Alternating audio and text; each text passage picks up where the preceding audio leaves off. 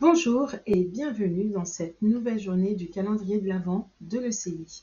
Alors maintenant, vous savez, je suis Patricia et aujourd'hui, j'ai envie de vous inviter à une réflexion un peu profonde sur ce que vous avez vécu cette année, en 2024.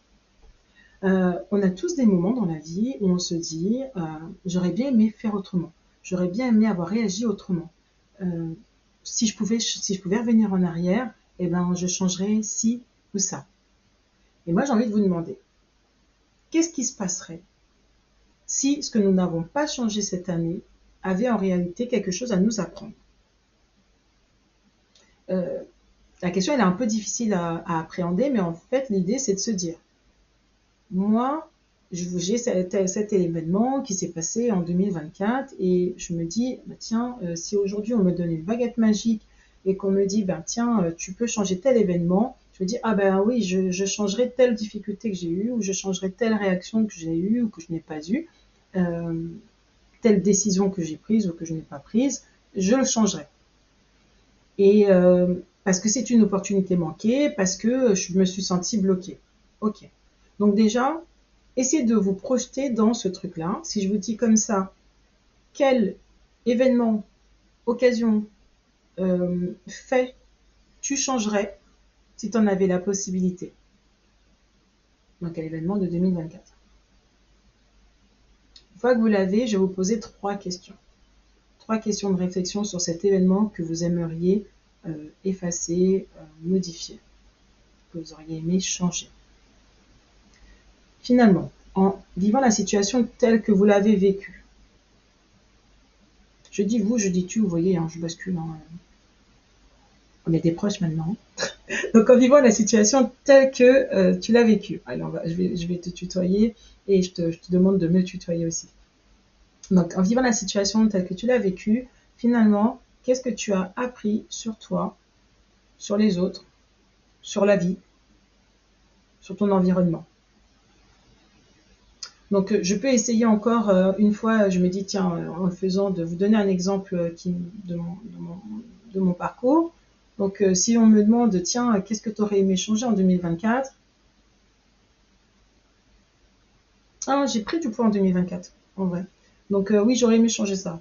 Finalement, mais qu'est-ce que ça m'a appris sur moi, cette prise de poids? Ça m'a appris que, en fait, d'une certaine manière, j'ai l'air de bien tout encaisser et que finalement, ben, il y a une partie de moi qui est que j'encaisse différemment et que je prends sous forme de kilos sûrement.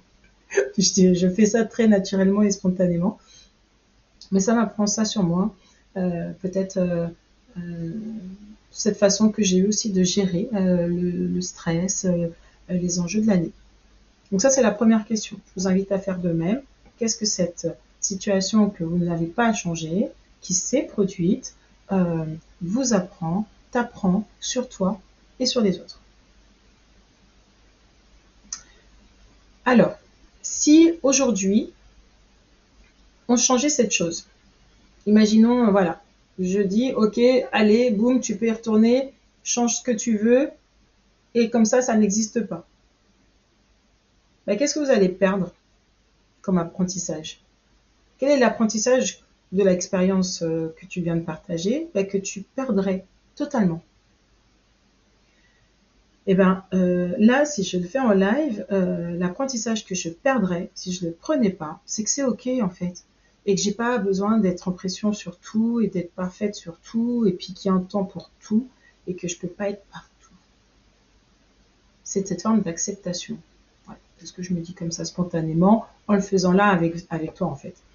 Donc pareil, essaie de te dire, si jamais vraiment on me donnait l'opportunité de supprimer ce truc-là, bah du coup, qu'est-ce que je perds comme apprentissage? Troisième étape, c'est pas vraiment des étapes, mais troisième point, comment est-ce que je peux transformer ce regret que j'ai là, ou cette frustration, si tant est que c'en soit une, hein, ce truc que je veux changer, comment je peux le transformer en une opportunité? Alors quand je dis transformer, le but c'est pas de se dire oh là là, ce truc qui te dérangeait, ben en fait ça te dérange pas. Si, ça te dérange puisque au début tu as dit que tu voulais le changer, donc c'est ok, ça te dérange. Mais comment est-ce qu'on peut avancer sur cette base-là? Bon, ben, sur cette base-là, je peux me dire, ok, et quand est-ce que ça va être le bon moment pour moi de me concentrer sur ce volet-là et pourquoi? Comment est-ce que je peux rééquilibrer tous les enjeux qu'il y a dans ma vie pour me permettre de laisser une place à ça? Et ça, ben, en fait, c'est moi, en fait, tout simplement. Donc, c'est ça l'exercice que je veux que vous fassiez, c'est de se dire, ben, maintenant, tel qu'on est aujourd'hui, avec l'expérience qu'on n'a pas pu modifier et l'apprentissage qu'on en a eu, ben, qu'est-ce qu'on en fait? Finalement, c'est pas très compliqué comme question. Donc, je vous laisse accueillir un peu ce qui vient pour vous sans jugement, s'il vous plaît, sans jugement, de prendre les informations comme je viens de le faire, le plus simplement du monde, de laisser venir vos émotions de tristesse, de colère, de frustration, d'agacement, d'espoir, de joie ou d'apaisement. Et ça, c'est normal, ça fait partie du processus. On n'est que des êtres humains, que ça. Voilà. Donc finalement, la réflexion que j'aimerais partager avec vous, c'est que on aimerait souvent, parfois, ça arrive, changer les choses, alors qu'en fait, ce sont ces choses-là qui nous transforment, petit à petit. C'est un processus, et si on prend le temps d'apprécier la variété de nos expériences, parce qu'en fait, pour qu'une expérience soit considérée belle, il faut qu'il y en ait des moins belles, en tout cas en termes de perception.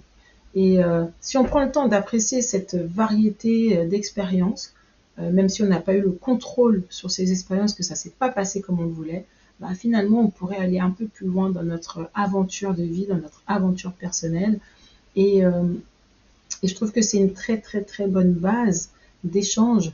Et vous savez, dans le cadre de ce calendrier de l'Avent, ben, je vous l'avais dit le premier jour, ce que j'aimerais, c'est vraiment générer des partages entre vous. Et bien ça, ce serait une super base d'échange, de partage sur cette réflexion avec un proche, un voisin, une boulangère, qui vous voulez. Et n'hésitez pas à parler du calendrier de l'Avent, comme ça va permettre à ceux qui ne l'ont pas fait de faire cette activité et de pouvoir vous permettre d'avoir un échange profond, authentique, sincère, plutôt que juste vous demander qu'est-ce que vous allez acheter comme cadeau à Noël, de matériel, d'éphémère, qui ne dure pas forcément, et qui n'est pas forcément quelque chose de... Oui, c'est ça, qui n'est pas quelque chose de durable. Et voilà, allez-y, créez ces petits moments durables, intenses, profonds et sincères, et somme toute assez simples et gratuits. Donc je vous dis à bientôt, et n'hésitez pas à partager ce que vous voulez sur les réseaux sociaux à propos de cette journée, de ce que vous en sortez, en mettant le hashtag Noël de l'ECI 2024 et en nous taguant pour qu'on puisse repérer votre post et pourquoi pas le repartager encore. Parlez-en un maximum autour de vous. À bientôt.